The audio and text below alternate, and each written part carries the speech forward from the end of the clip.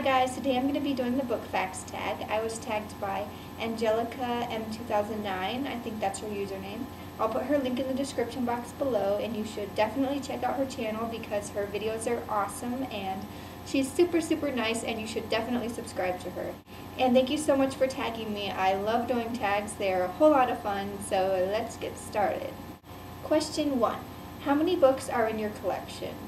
Well, I'm only going to count the ones that are actually here in this house, so that would be 90 to 100 books. And honestly, I'm kind of nervous to have a big book collection. I mean, I love books and I love collecting them and buying them and all that kind of stuff, but I think just knowing how much money goes into it makes me a little uncomfortable. Individually, books don't really cost that much, but when you think of your collection as a whole, that can be thousands of dollars, and that's kind of scary. I mean, what if something were to happen to them?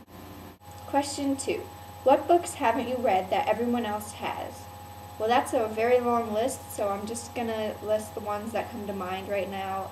Anna and the French Kiss, Eon, Divergent, a lot of young adult books like that. I haven't read Twilight, not that I really plan to, but you know. I haven't read The Lord of the Rings, though I would like to. I have read The Hobbit, but that was kind of a long time ago.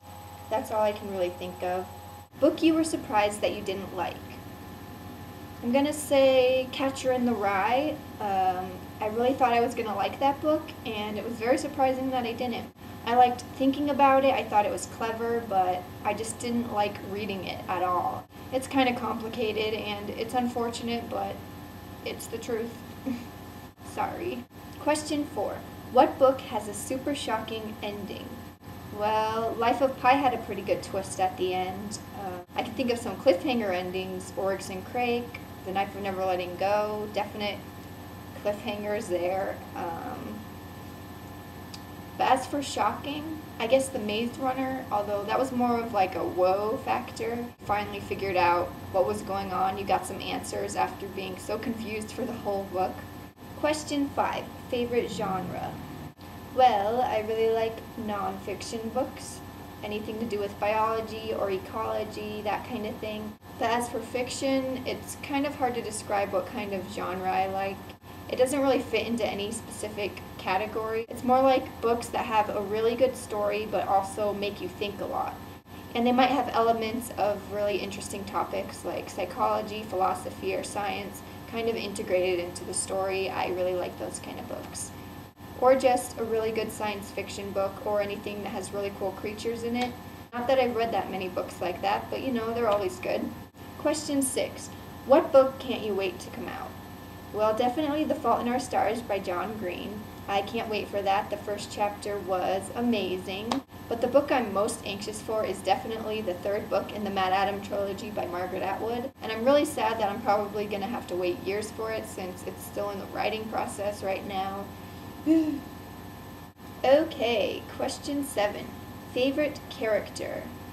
I'm going to agree with the Evangeline Lilly on this, that the Phantom from The Phantom of the Opera is an awesome character. I just think he's so disturbed. Other than him, I like Finnick, or Finnick, however you want to say it, from the Hunger Games trilogy. He was a really great character. Oryx from Oryx and Crake. And this is going to sound really weird, but I really liked the bees from The Year of the Flood. I don't think you'd really consider them a character, but hey, I liked them. I really liked Human from Speaker for the Dead, or Xenocide, whichever book he was in, I forgot. I think it was Speaker for the Dead. He was one of the piggies. I liked Balder from Going Bovine. He was really funny. He was the gnome who thought he was a Norse god. I thought that was great. Most of my favorite characters are actually the non-human ones, which is kind of weird, like Dobby from Harry Potter, or the demon from His Dark Materials. I think his nickname was Pan or something like that. I like the really funny, kind of unusual characters. Least favorite character. Since nothing else is really coming to mind right now, I'm just going to say Holden from Catcher in the Rye. I know a lot of people loved his character, and if you liked the book, you probably like his character too. But I just didn't like him. I don't really want to get into it very much, but it was just his thoughts and some of his scenes. Like when he was dancing with the girls, he just seemed really judgmental and just not a likable character for me. Question 9. Favorite book?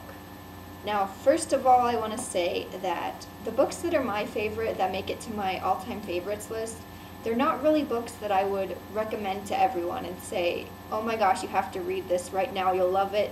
I mean, books like Harry Potter or The Hunger Games or Looking for Alaska, those are books that I definitely recommend to everyone because chances are you'll like it. But my favorite books are kind of a different case. Because books become my favorite for very personal reasons. It's because of the experience I had when I was reading them. I would be reading them and then I'd have to pause every now and then to take everything in and kind of think about things. My mind would just wander to all these different places and it's kind of hard to explain.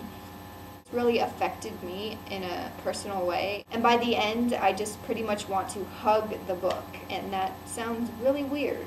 Anyway, I think there are about 13 books on my favorites list, so it's kind of hard to pick just one, but for now I'm just going to say that my favorite book is The Year of the Flood by Margaret Atwood.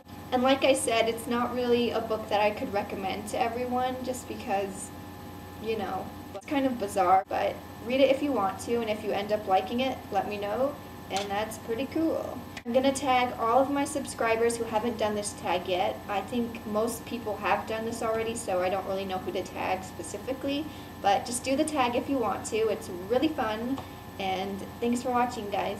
Bye.